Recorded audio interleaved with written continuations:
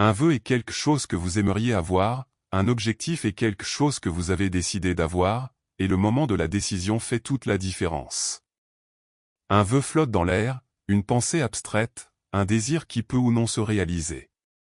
C'est quelque chose que nous espérons, mais auquel nous ne nous engageons pas nécessairement. Un objectif, en revanche, se tient fermement sur le papier, c'est une décision tangible avec un but précis. Le moment où vous décidez de transformer votre vœu en objectif, vous avez franchi la première et la plus importante étape pour transformer votre vie. Quelqu'un pourrait dire, j'espère vraiment que les choses s'amélioreront cette année, et bien que cela semble être une intention positive, c'est simplement un vœu. D'un autre côté, une autre personne pourrait dire, voici les 5 choses que je vais améliorer cette année, et voici le plan pour les réaliser. C'est un objectif. Cela parle de choix, de responsabilité et d'action.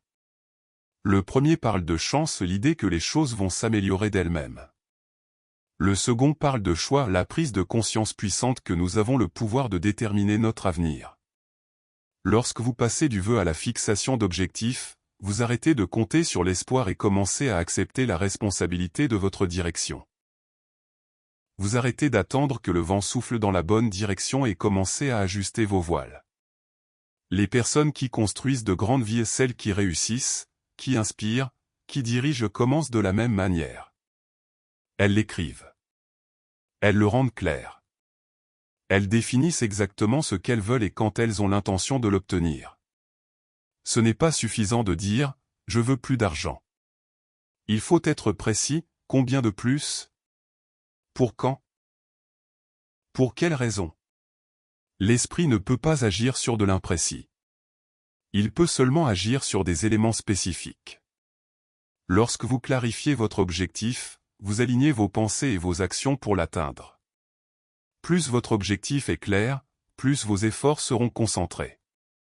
Un objectif est une promesse que vous vous faites avec un plan attaché. Un objectif n'est pas une fantaisie, c'est un engagement.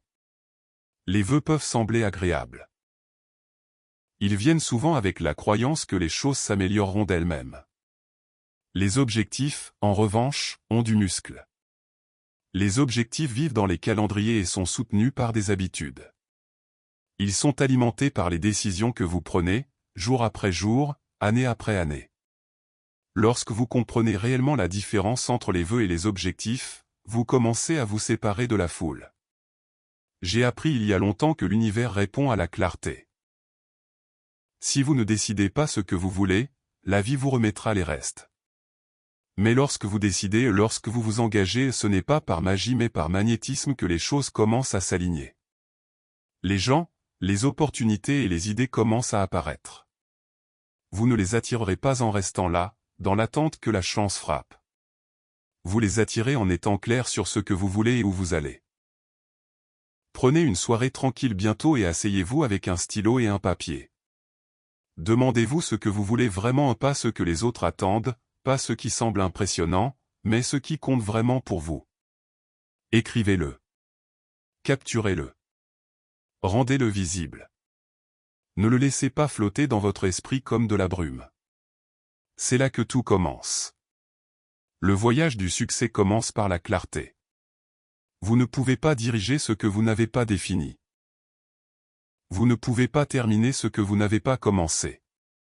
En décidant de préciser ce que vous voulez, vous prenez la première décision qui vous distingue des rêveurs. C'est la ligne de partage entre ceux qui espèrent et ceux qui réalisent. Un objectif concentre votre énergie en une seule ligne de focus. Pensez à une loupe, la même lumière du soleil qui réchauffe votre main peut, lorsqu'elle est concentrée, allumer un feu. Les objectifs fonctionnent de la même manière. Ils transforment l'intention dispersée en puissance concentrée. Lorsque vous vous réveillez sans objectif, la vie semble aléatoire. Ce qui arrive, arrive. Vous réagissez, au lieu de créer.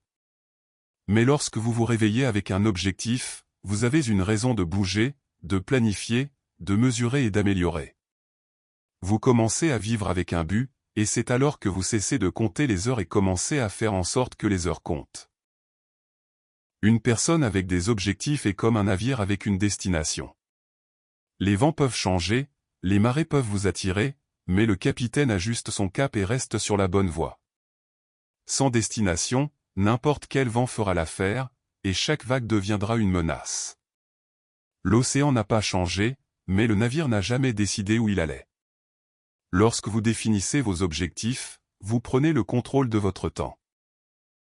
Vous décidez de ce qui mérite votre attention et de ce qui ne la mérite pas. Dans un monde plein de distractions, les objectifs filtrent le bruit. Ils rendent plus facile de dire non à ce qui est trivial parce que vous avez déjà dit oui à ce qui est essentiel. Certaines personnes disent « Je ne veux pas me limiter avec des objectifs ». Mais c'est une incompréhension. Les objectifs ne vous confinent pas, ils vous concentrent. Ils ne rétrécissent pas votre monde, ils l'affûtent. Un peintre ne se sent pas restreint par le cadre dans lequel il travaille. Il est défini par celui-ci. Le cadre lui permet de créer le chef-d'œuvre qu'il contient. Voici la vérité, la vie mettra chaque objectif que vous définissez à l'épreuve. Des obstacles apparaîtront. Le doute chuchotera à votre oreille. Mais lorsque vous savez pourquoi l'objectif est important, vous trouverez la force pour la lutte. Le « pourquoi » donne de l'endurance au « comment ». Il ne suffit pas de définir un objectif. Vous devez le relier à un but. Lorsque la raison est forte, l'effort semble plus léger. Si vous vous sentez perdu ou décentré, ne commencez pas par l'action. Commencez par la clarté.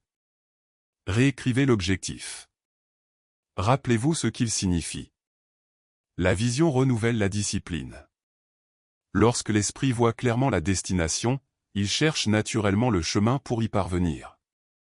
Les objectifs ont un prix. Rien de précieux n'est jamais gratuit. Ni le succès, ni la croissance, ni la liberté. Le marché est exact, il exige un paiement complet et n'accepte aucune promesse.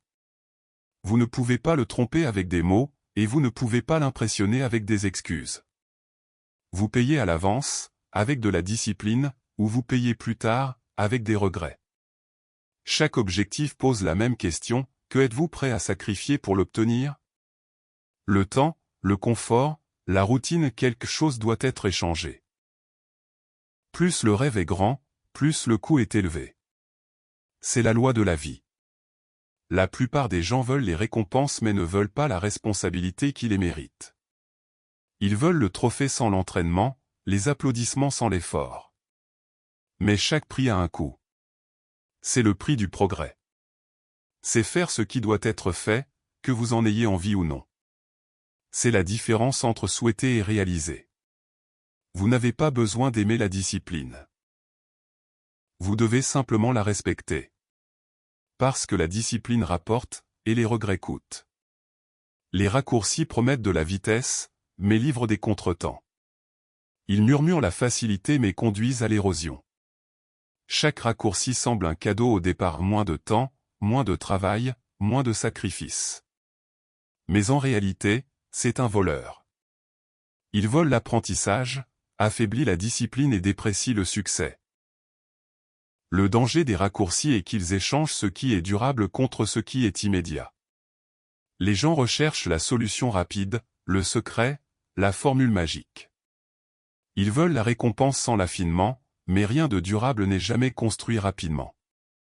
Vous ne pouvez pas simuler des résultats longtemps. Le temps finit toujours par révéler la vérité. Les plus grands arbres passent des années à grandir sous terre avant d'émerger à la surface. La croissance suit le même schéma. Vous gagnez en force dans l'invisible avant qu'elle ne se montre dans le visible. Dans chaque domaine de maîtrise, les raccourcis vous punissent. L'étudiant qui se prépare à la dernière minute oublie rapidement. L'athlète qui saute l'entraînement perd son avantage. L'entrepreneur qui coupe les coins perd la confiance. La personne qui triche le processus finit par se trahir elle-même. La vie est structurée pour exposer ce qui n'est pas gagné.